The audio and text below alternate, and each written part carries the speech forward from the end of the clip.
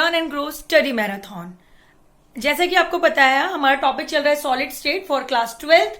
आज पार्ट 3 दो वीडियो पहले अपलोड हो चुकी हैं। जो भी ये वीडियो देखेगा उससे पहले आप दो वीडियो को जरूर देखें, क्योंकि अगर आप बीच से भी कोई वीडियो देखेंगे तो आपको टॉपिक क्लियर नहीं होंगे। और एक चीज मैं कहना चाहूंगी, कोई भी यूनिट के लिए अगर आप वीडियो फॉलो कर रहे हैं, कोई भी ट्यूटर का या कोई भी ऑनलाइन क्लासेस, तो आप एक ही ट्यूटर की वीडियो फॉलो कीजिए। ऐसा नहीं कि आधा चैप्टर हमने एक यूट्यूबर का पढ़ा, आधा चैप्टर किसी और का। सबका तरीका अलग होता है, सबके कंसेप्ट अलग होते हैं। तो अगर आप एक यूनिट पढ़ रहे हैं तो एक ही को फॉलो कीजिए। चलिए फिर आज हम आगे बढ़ते हैं सॉलिड स्टेट में, ठीक है ना। तो आज का हमारा पहला टॉपिक है कोऑर्डिनेशन नंबर। तो what is a coordination number, पहले हमें ये जानना है। तो अगर डेफिनेशन पे जाते हैं कोऑर्डिनेशन नंबर की, the number of nearest neighbour with which a given atom touching at a time is called coordination number। तो जैसे कि मैंने ये डायग्राम बना रखा है, यहाँ पे एक सेंटर एटम आपको ए दिख रहा होगा, इसको मैंने नाम ए दे दिया है। अब ए एटम कितनों से अटैच है, पहले तो आप ये देखिए। आई थिंक ये किससे अटैच है, ओके 1 2 3 4 5 6। तो एक एटम ने कितने नेबरिंग एटम को टच किया है। नेबरिंग एटम तो इसके हैं, लेकिन उसने टच कितने को किया है, तो वो होता है उसका कोऑर्डिनेशन नंबर, ठीक है ना। तो ये कोई एटम्स है, इसका कोऑर्डिनेशन नंबर क्या हो गया 6। तो एक एटम कितने एटम को एट ए टाइम टच कर रहा है, उसको हम बोलते हैं कोऑर्डिनेशन नंबर। तो एक सेंट्रल एटम के लिए कोऑर्डिनेशन नंबर कितना हो गया 1 2 3 4 5 6। तो कोऑर्डिनेशन नंबर का मतलब है कोऑर्डिनेशन नंबर कुछ भी हो सकता है, coordination number 2 3 4 and so on, okay ना। तो कोऑर्डिनेशन नंबर आपको पता चल गया, the number of nearest neighbour with which a given atom touching at a time. आप ये डेफिनेशन कॉपी कर लीजिए। और हाँ जी, रही बात नोट्स की, तो नोट्स मैं जल्दी ही टेलीग्राम पे अपलोड करूंगी। तो फिलहाल आप यहाँ पे टॉपिक समझिए, और जिसको नोट्स चाहिए होंगे मैं टेलीग्राम का लिंक आपको दे दूंगी, आप फर्दर वहां से डाउनलोड कर सकते हैं, ठीक है ना। तो फिलहाल ये डेफिनेशन आप लिख सकते हैं। अब हम आगे बढ़ते हैं। तो coordination number is the number of nearest neighbour with which a given atom touching at a time। अब हमें आगे बढ़ना है। एक छोटा सा टॉपिक था, बस हमें ये पता होना चाहिए कि कोऑर्डिनेशन नंबर क्या है, ठीक है ना। क्योंकि कोऑर्डिनेशन नंबर जानेंगे तभी हम आगे पढ़ेंगे number of atom per unit cell. ये बहुत ही इंपॉर्टेंट टॉपिक है। Number of atoms per unit cell.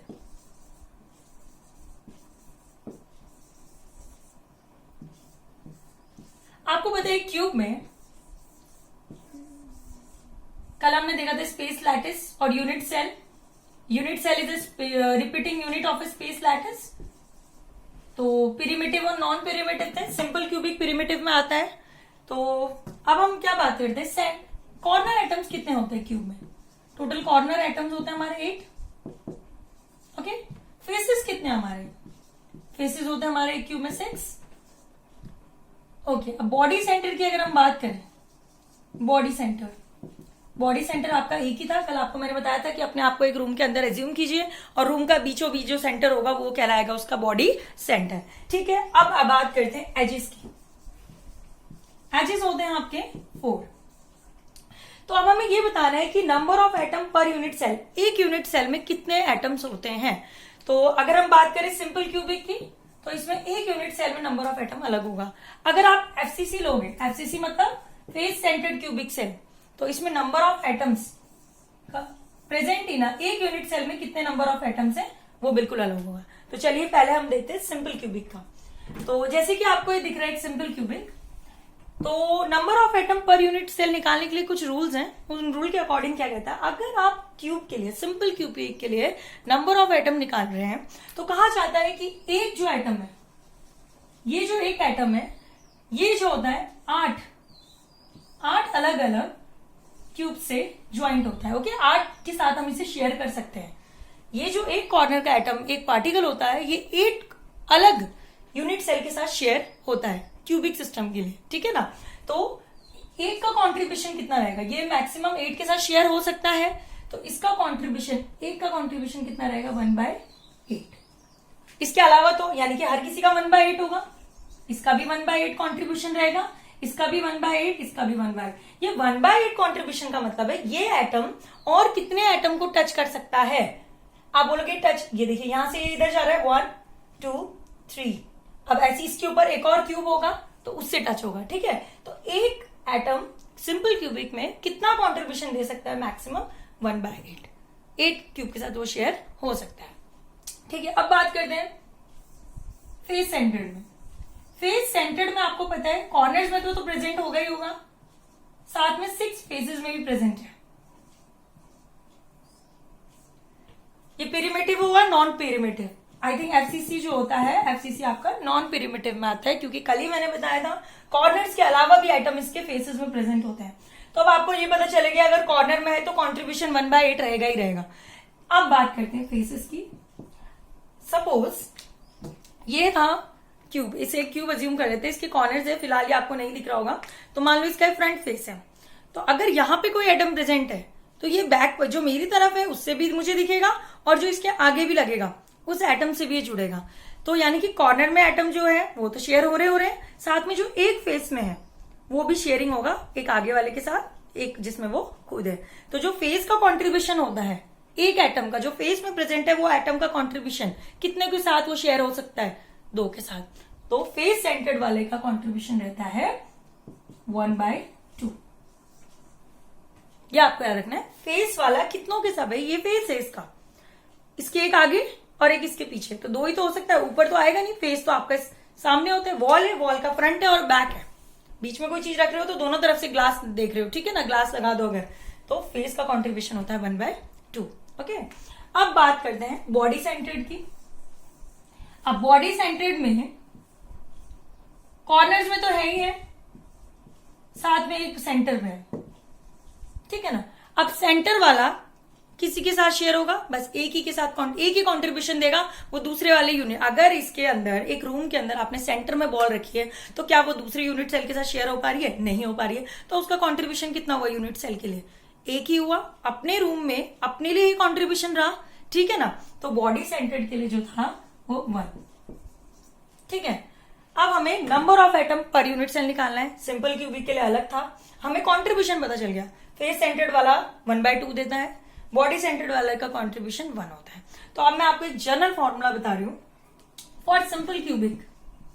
Simple cubic के लिए अगर एक्स निकालना है, number of where X is the number of atom per unit cell, तो NC/8 याद रखना है। टोटल कितने हैं कॉर्नर एटम्स है भाई, सिंपल क्यूबिक में तो कॉर्नर में प्रेजेंट होते हैं, टोटल हो गए 8, ठीक है। टोटल 8 कॉर्नर्स होते हैं और NC वो भी 8 ही रहता है, तो ये कितना हो जाएगा 8/8, that is 1 atom per unit cell.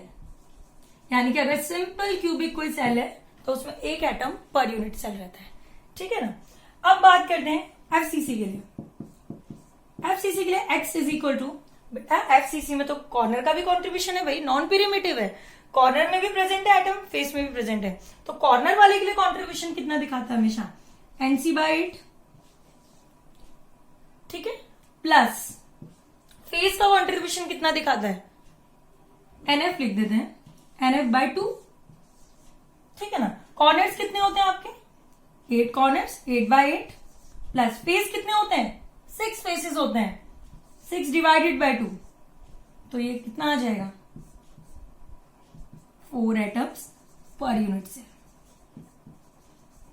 तो यानी कि एफसीसी में 4 एटम प्रेजेंट होते हैं, एक यूनिट सेल में 4 एटम। अब बात करते हैं बीसीसी की। आई होप आप लोग को दिख रहा होगा, अगर नहीं भी दिख रहा है तो मैं नोट्स प्रोवाइड करूंगी, उसमें ये चीज आपको क्लियर हो जाएगी। मेन बात है हमें समझना, देखिए सबका समझाने का तरीका अलग होता है, हम इजी से इजी वे में जा रहे हैं, हम एकदम टिपिकल वे में नहीं पढ़ना है कि हाँ सॉलिड स्टेट को ऐसे पढ़ाने के तरीके बहुत हैं। फिलहाल हम एक छोटा सा क्यूब लेके समझ रहे हैं, ठीक है ना। आप देखिए कि कॉन्ट्रीब्यूशन कितना आ रहा है, ठीक है। तो ये फेस के लिए हो गया है। अब हम बात करते हैं बॉडी सेंटर्ड के लिए। नंबर एक्स, बॉडी सेंटर में भी तो कॉर्नर में प्रेजेंट है एटम्स, बिल्कुल NC/8, भाई कॉर्नर वाले का कंट्रीब्यूशन NC/8, ठीक है। प्लस ये बहुत इंपॉर्टेंट है, ये न्यूमेरिकल में भी यूज होते हैं, प्लस बॉडी सेंटर्ड NB/1, भाई एक ही से शेयर होता है वो, तो 8 कॉर्नर्स होते हैं, 8/8, बॉडी सेंटर्ड 1 है आपका, कितना आ गया 2 एटम पर यूनिट सेल। यानी कि बॉडी सेंटर्ड में कोई बॉडी सेंटर्ड अगर बीसीसी यूनिट सेल है तो उसमें कितने एटम होंगे एक यूनिट सेल में? 2 एटम। ये अब आपको याद रखना है। सिंपल क्यूबिक में 1 एटम होता है पर यूनिट सेल में। फेस सेंटर्ड वाले क्यूबिक सेल जो होते हैं उसमें 4 एटम पर यूनिट सेल, और जो बीसीसी होता है उसमें 2 एटम पर यूनिट सेल। ये वैल्यू आपको डायरेक्ट न्यूमेरिकल्स में बाद में यूज करनी पड़ेंगी, ठीक है। तो की पॉइंट आपको याद रखना है। की पॉइंट की अगर हम बात करें सिंपल क्यूबिक के लिए 1 एटम पर यूनिट सेल। आपको ये याद रखना है सिंपल क्यूबिक का जो एक कॉर्नर का एटम है वो कितने से शेयर हो रहा है, उसका कंट्रीब्यूशन कितना जा रहा है? 1/8, ठीक है ना। फेस वाले के साथ कंट्रीब्यूशन 2, भाई एक साइड फेस पे है तो आगे से और पीछे से तो शेयर हो पाएगा, ठीक है ना, फेस का। और बॉडी सेंटर बीच में ही बस एक ही यूनिट सेल के अंदर सेंटर में है वो, तो वो किसी और यूनिट सेल के अंदर काउंट नहीं कर पाएंगे, हम उसे जोड़ नहीं पाएंगे, ठीक है ना।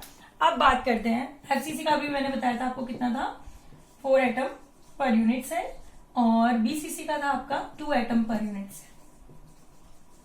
एक यूनिट सेल में कितने एटम आते हैं? ये सिंपल क्यूबिक, फेस सेंटर्ड और बॉडी सेंटर्ड के लिए आपको याद करना है।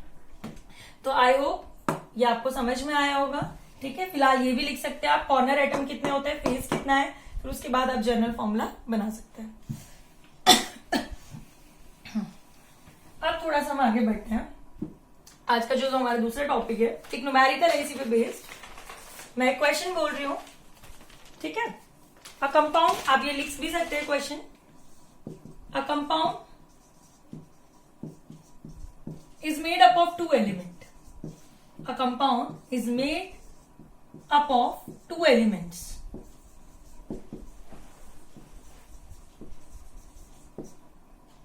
A and B, capital A and B. A is present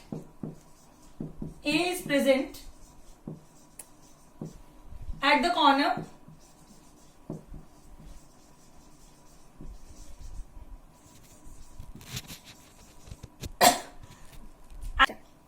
A is present at the corner of cube and B is present at faces of cube. At faces of cube. What is the formula of compound? What is formula of compound? This is the question. 1 marks में कभी कभी आ सकता है, काफी time से आया नहीं है क्वेश्चन, बट हमें पता होना चाहिए। अब इन्होंने क्या बोला, एक कंपाउंड है जो 2 एलिमेंट से मिलकर बना है, ए एंड बी। ए की क्या कैरेक्टरिस्टिक है? A is present at the corner of the cube. भाई क्यूब है, उसमें कॉर्नर्स में आपका ए प्रेजेंट है, ओनली एट कॉर्नर्स, ओके। और बी जो है वो प्रेजेंट है फेस पे। तो what is the formula of the compound? तो भाई फॉर्मूला बताइए कि उसका फॉर्मूला क्या होगा। तो ऐसे लिखना है, for element A, for element A तो कॉर्नर में है, कॉर्नर का फॉर्मूला क्या बताया था? NC/8। कॉर्नर तो सिंपल क्यूबिक की बात कर रहे हैं, NC/8। और टोटल कितने कॉर्नर्स होते हैं? 8/8, दैट इज 1, ठीक है ना। अब बात करते हैं for element B. For element B, अब आप ये मत सोचना कि फेस के लिए तो वो भी आएगा, कॉर्नर वाले भी लेंगे। उन्होंने पहले ही बोल दिया कि बी जो है खाली फेस पे प्रेजेंट है, और फेस का कॉन्ट्रीब्यूशन एक का कितना होता है? 1/2, क्योंकि एक फेस में तो आगे या पीछे शेयर हो पाएगा वो। तो NF/2, टोटल फेसेस कितने होते हैं? 6/2, दैट इज 3। तो what is the general formula? A के आगे क्या है? 1, बी के आगे 3, तो journal formula is AB3 formula. Simple है क्वेश्चन, टफ नहीं है, बट लैंग्वेज आपको समझनी है, ठीक है ना। तो फॉर्मूला क्या हुआ कंपाउंड का? AB3। ए जो था कॉर्नर में प्रेजेंट था, कॉर्नर का कॉन्ट्रीब्यूशन मैंने बताया, जनरल फॉर्मूला NC/8। 80 कॉर्नर होते हैं और 80 कॉन्ट्रीब्यूशन 8/8, दैट इज 1। और फॉर एलिमेंट बी की अगर हम बात करें, B is present at the face, 6/2, ठीक है ना। तो 6/2 दैट इज 3। तो the general formula is AB3, ठीक है। ऐसी एक क्वेश्चन आएगा आपके पास, मैं इन शॉर्ट आपको बता देती हूँ। आई होप ये समझ में आया होगा। हम नेक्स्ट क्वेश्चन की तरफ चलते हैं। आपको कोई भी डाउट्स हो तो आप कमेंट्स में लिख सकते हैं।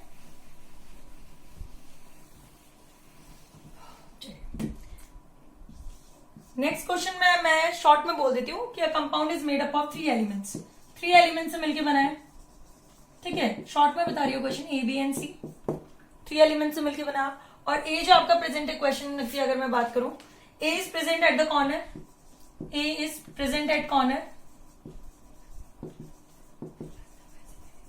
Okay, B is present at face, B is present at face and C is present at body center. Body center. What is the general formula? अगर हम A की बात करें for element A, NC by 8, that is 8 by 8.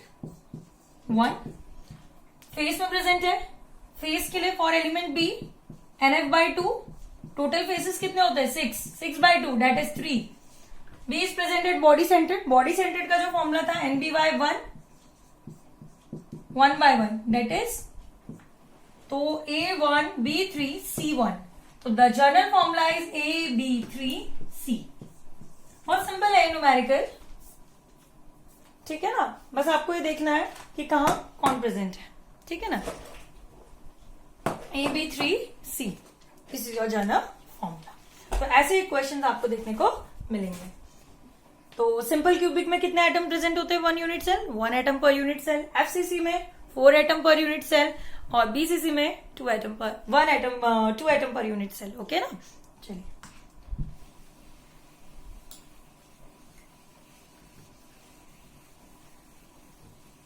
अब अगर एक cube है, एक यूनिट सेल है,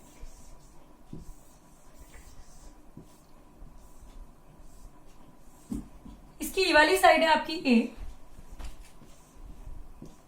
ये वाली साइड आपकी A है, तो जो इसका डायगोनल होगा वो √2 है. ओके, ये वाला जो डायगोनल होगा आपका वो क्या होगा √2A.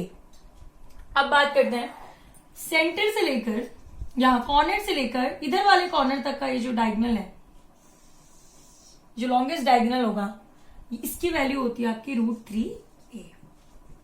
ओके, ऊपर वाला जो डायगोनल है वो √2A और नीचे वाला जो डायगोनल है उसको बोलते हैं √3A.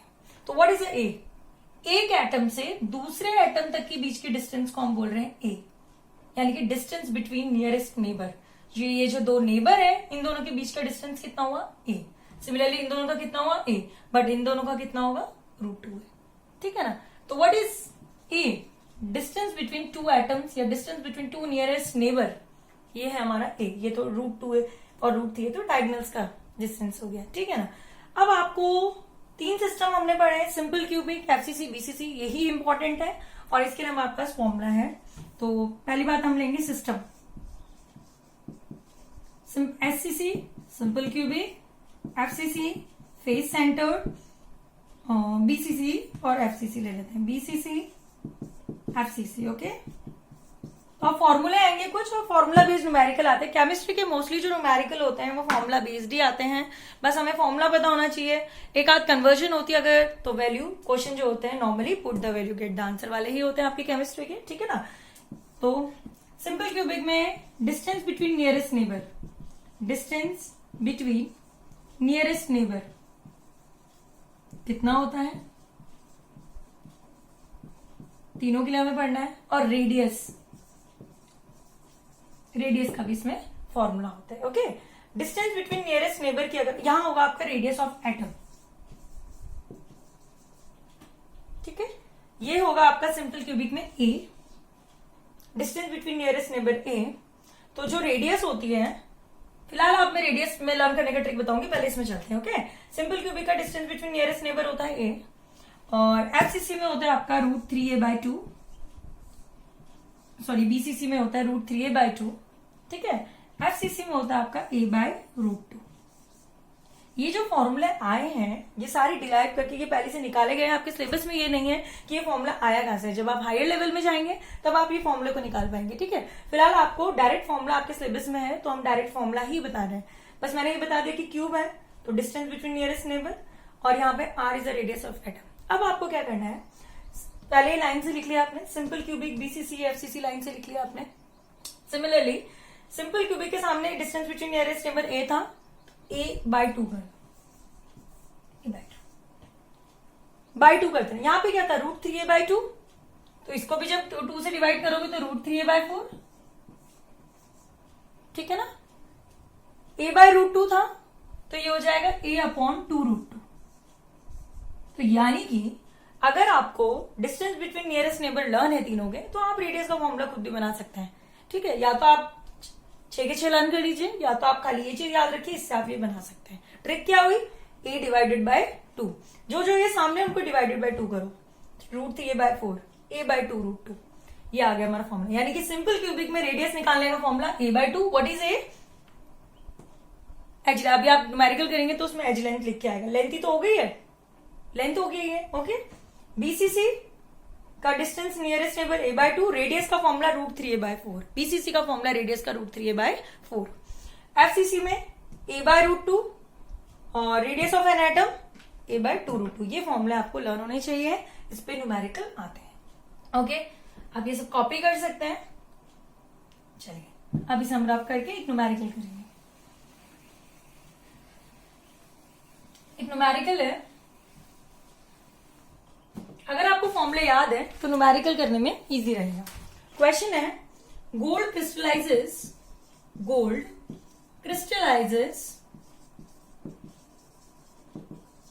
इन एफसीसी यूनिट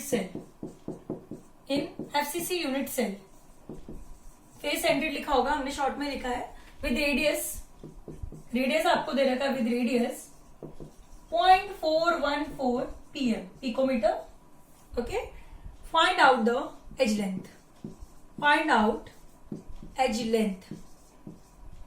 एज लेंथ का मतलब यही तो हो गया, एज मतलब ये जो लेंथ थी ये यही तो थी, okay. Find out the edge length. जब भी आप कोई न्यूमेरिकल करते हैं सबसे पहले गिवन लिखा कीजिए, ये बेसिक चीजें हैं, हमें बचपन में भी बताई जाती हैं। तो क्वेश्चन बात हो रही है एफसीसी की, और रेडियस दे रखा है, रेडियस कितना दे रखा है 0.414 पिकोमीटर, हमें निकालना क्या है एज लेंथ के लिए ए इज यूज करते हैं हम ए। अब मुझे बताइए कि जब मैंने आपको फॉर्मूला लिखाया था तो एफसीसी में एज लेंथ का फॉर्मूला कितना था, एफसीसी में जो आपका एज लेंथ का फॉर्मूला था वो आपका था, नहीं आपको रेडियस दे रखा है, तो आप जो गिवन है उसका फॉर्मूला लगाएंगे, तो रेडियस का फॉर्मूला हो जाएगा इसमें a/2 √2। रेडियस आपको दे रखी है, जो दे रखा है रेडियस का फॉर्मूला क्या होता है a/2 √2 एफसीसी के लिए, ठीक है ना। तो रेडियस आपको दे रखा 0.414 pm। देखिए आप कन्वर्ट करना चाहे तब भी कर सकते हैं, नहीं तो अगर ये pm में दे रखा है तो एज लेंथ को भी पिकोमीटर में निकाल देना, ठीक है ना। तो ये रख देना, आप दोनों को सेम में रख सकते हो, कोई टेंशन वाली बात नहीं है। ए की वैल्यू ए ही रहेगी, ए हमें निकालना है 2 × √2, cross multiply A is equal to 0.414 × 2 × 2 √2, ठीक है। तो फाइनली जब आप इसे सॉल्व करेंगे इसका आंसर आपका आ जाएगा 0.412, इसका आंसर आ जाएगा 1.70 pm, पिकोमीटर में ही रहेगा इसका आंसर। आप कैलकुलेशन कर लेना, ठीक है, 1.70 pm। तो ऐसे ही हर क्वेश्चन में कभी एफसीसी मेंशन होगा, कभी बीसीसी मेंशन होगा, बट क्वेश्चन तभी हो पाएंगे जब आपको रेडियस का फॉर्मूला पता होगा। अभी तो आपको रेडियस दे रखी थी, एज लेंथ पूछी थी, किसी क्वेश्चन में आपको एज लेंथ दे देगा, जब एज लेंथ दे देगा तो बस यही फॉर्मूला यूज करना है, ए दे देगा आपको आर निकालना है, ठीक है ना। तो ये फॉर्मूला आपको लर्न होना चाहिए, ठीक है। तो आज हमने सीखा number of atom per unit cell कितने होते हैं, कोऑर्डिनेशन नंबर किसे कहा जाता है, और एक न्यूमेरिकल, ये जो रेडियस एंड एज लेंथ पे बेस्ड थे, ठीक है ना। तो थोड़ा सा एक टॉपिक और है छोटा सा, हम पढ़ ही लेते हैं आज उसे, वॉइड्स।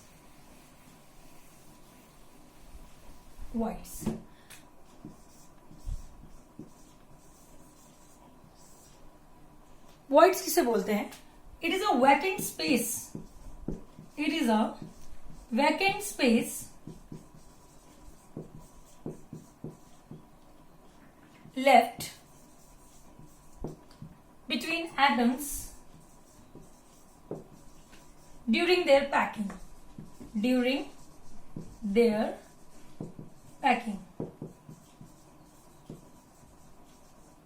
वॉइड्स का मतलब क्या होता है, वैकेंट स्पेस, खाली स्पेस, वॉइड्स उसे कहा जाता है, ठीक है ना। तो दो तरह के वॉइड्स होते हैं आपके,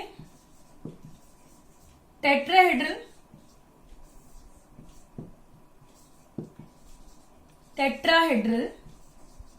एंड ऑक्टाहेड्रल। टेट्राहेड्रल वॉइड तब होता है empty space between 4 atoms. Tetra word यहाँ पे टेट्राहेड्रल ज्योमेट्री आपने सुनी है, जब 4 एटम को अलाइन किया जाता है, ठीक है ना। सिमिलरली 4 एटम्स होते हैं, तो वैसे टेट्राहेड्रल वर्ड्स तब बनते हैं जैसे कि आपने